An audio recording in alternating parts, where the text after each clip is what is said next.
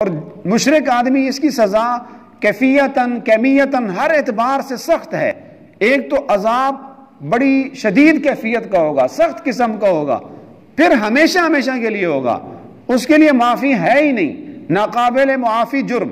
اور حدیث میں آتا ہے شرک اخفا من زبیب نمل. شرک کی بہت ساری اقسام ہیں. بعض شرک اتنا مخفی ہے، اتنا باریک ہے کہ انسان کو پتہ نہیں چلتا، بندہ شرک کر رہا ہوتا ہے.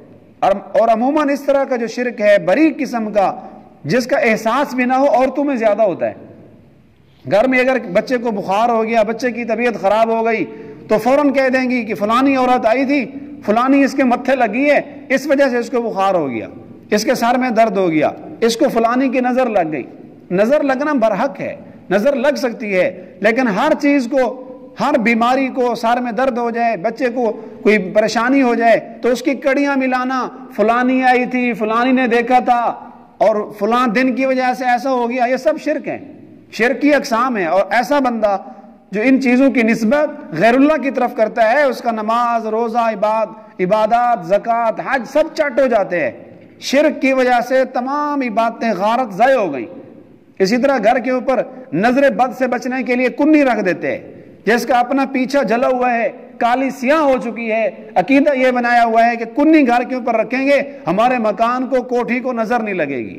کتنا گندا عقیدہ ہے، نعوذ باللہ. پریشانی سے بچانے والا، نظر سے بچانے والی ذات وہ اللہ کی ہے.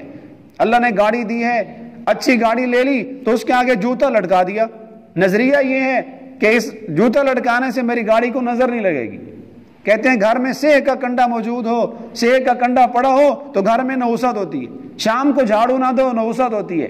کسی کو نمک نہ دو، رزق میں بے برکتی ہو جائے گی.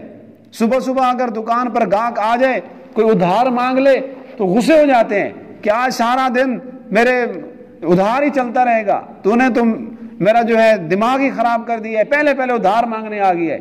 حالانکہ اگر وہ مقروض ہے، اس کو ضرورت ہے، تو قرض دینے میں بہت بڑا ثواب ہے. یہ یہودیوں کے عقیدے ہیں، غیر مسلموں کے عقیدے ہیں کہ صبح صبح اگر کوئی بندہ آ گیا، اس نے ادھار مانگ لیا، پھر سارا دن ادھار.